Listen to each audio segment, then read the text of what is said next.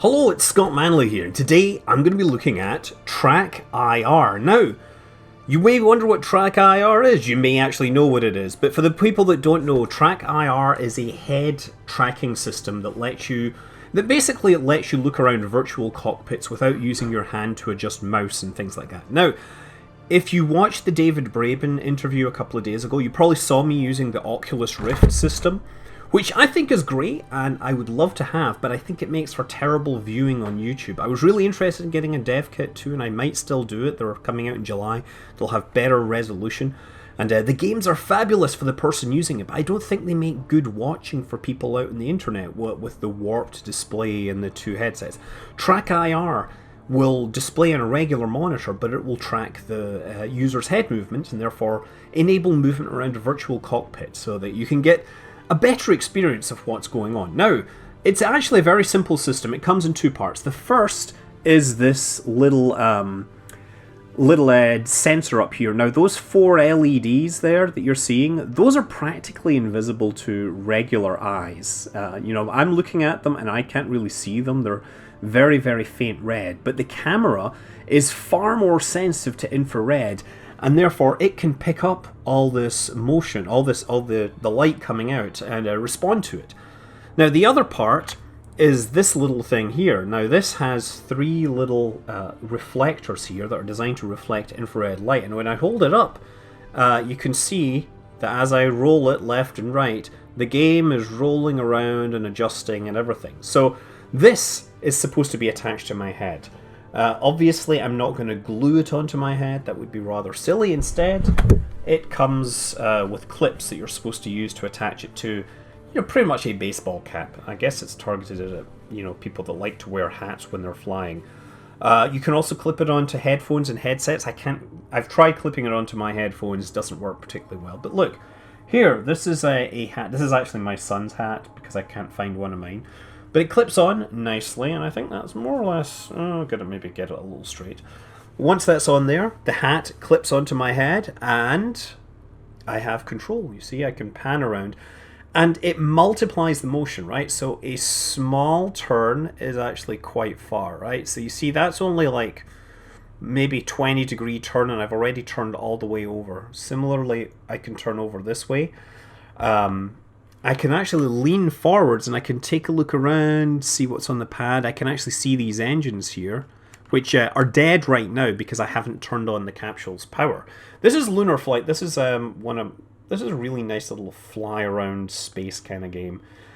So there we go. We look at the switch and we push the Y button and we control it. Interesting to note is that I'm controlling this with an Xbox controller, and if I look down, there the pilot has an Xbox controller in his hands. So yeah, Lunar Flight added this virtual cockpit a while back, and maybe we should actually click on this if I can see if I can show you an exterior view of it. There's a bunch of different views here. No, that's not it. How's the best way to get is that flyby camera? Okay, never mind. I thought there would be a camera that would be really easy to show the front of this. It used to look like a regular lunar module from the Apollo project, from the Apollo missions. But when he added the virtual cockpit for Oculus Rift support, and this is one of the first games that really supported Oculus Rift well, he opened up the front of it, added a glass cockpit so you could really see what's going on. So now if I lean forwards, you can see these engines firing here. That's pretty cool. This is one of the most atmospheric games I've played, despite the fact that most of the action takes place on an airless world. Okay, let's just try flying around and shooting things. Are there drones here? Navigation mode, target info, drone 3, where is it? It's up there and it's heading over there. I'm going to try flying after this thing. So here goes nothing. Firing up my engines and rotating, and this is not the easiest thing because I totally have to judge all these together. Oh no, you see, overdoing it just a little. I probably should raise my nose just a touch, but now what is it saying? Range is coming down, so hopefully I can get close enough to this guy. Range, distance, oh no, distance is 12 1,200 meters. Oh man, he's a ways out. I thought he'd be much closer.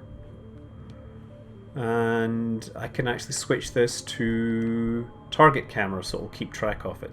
So just by looking at things, you can adjust what you're doing. Now I've got tracking in. I've got multiple velocity vectors. This requires 6 degrees of motion and all that, all the usual hard stuff. So you see, it shows the velocity vector here, and I'm just trying to close in this dude as quickly as possible so I can finish him off with a missile. And I'm noticing that my spacecraft has rolled a little in that direction. There we go. He has improved the heads-up display quite a bit as well, incidentally. Lunar Flight, if you played it, you know there's a bunch of missions which involve like finding cargo, transporting cargo, collecting data and things like that. There's also a multiplayer mode where you can shoot each other. Although lunar modules aren't the most agile of vehicles. Okay, let's see if we can get a missile lock. Are we ready? Come on, you can do it. No, he's acquiring. There we go, shoot! Brilliant. And yes! Excellent. Okay, let's turn this thing around. Let's slow this thing down. And the velocity stops. Brilliant. Okay, so TrackIR is the commercial solution. There are actually free options in the form of... there's a free version where you can pretty much build your own hardware. There is also a version which doesn't use head-mounted stuff, right? It's supposed to be just using... it's supposed to just use like a webcam. I have not managed to get that to work with any reliability. But, you know... it all depends upon how much time you want to spend with these things. Oh, there's another target there, but you know what? Oh, dear. Let's do this way. There is the base there. Let's head over to that base right there. Go straight ahead. Actually, is there a base closer to hand? Hold on. See, I can lean forward. There's a base right there. That's the one I want to go for.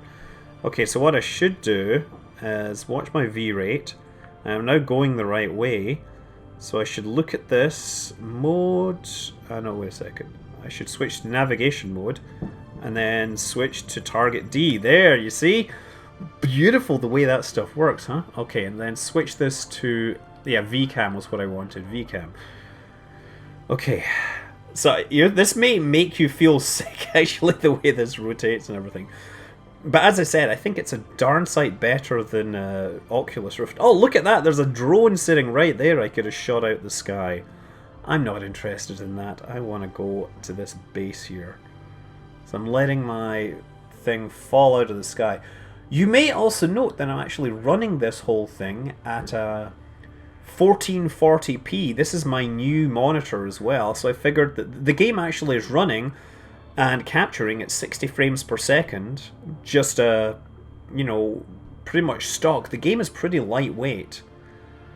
Okay, and I'm still not seeing where I'm going here. Oh, there's the base there. Okay, I should probably adjust my velocity vector. Where is this? No. Come on. Oh, wow. Yeah, 54 meters up. Moving the wrong way. Hold on. Yeah, there we go. I see. Now I'm getting my velocity vector onto the target. If I look there, you see, I can actually see where I'm going now. That's good. We're moving at about 3 meters per second. Now, of course, I can just turn on the regular displays and get a lot of this information without turning my head. Let me just try that. It makes things a lot easier. You see that? There's the UI there. So it simplifies the amount of head twisting I have to do here.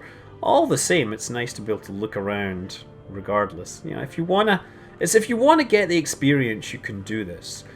What is it? Sony, incidentally, they've announced their own VR headset, which also uses the Move camera to do tracking as well. I'm not sure just how well the whole thing's going to work. Where's my fuel? 700. Okay.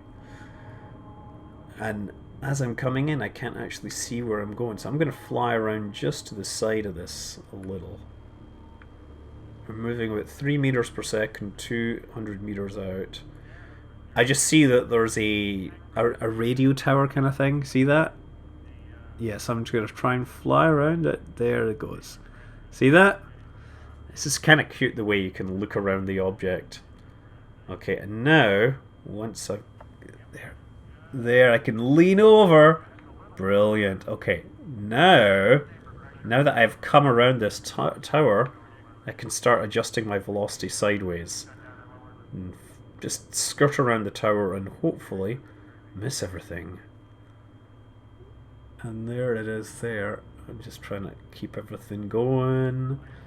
I'm about 1 degree rotated off of axis. Okay. And there's the radar tower there. It's so much fun. Although it might be making a bunch of you seasick. As I said. Oh, vertical rate is too high. But that's okay. And I gotta slow down, slow down, slow down, slow down, slow down. Almost perfect. There we go, there we go, there we go. Obviously, this is way more visibility than Neil Armstrong ever had landing on the moon. We should be, what is it? We should be grateful for all our visibility and all our technology and everything. Brilliant, eh? Well, so that's Lunar Flight. That's TrackIR. I'm going to be using it with a bunch of things. I really want to try Elite Dangerous with it. You won't be getting to see me using it like this.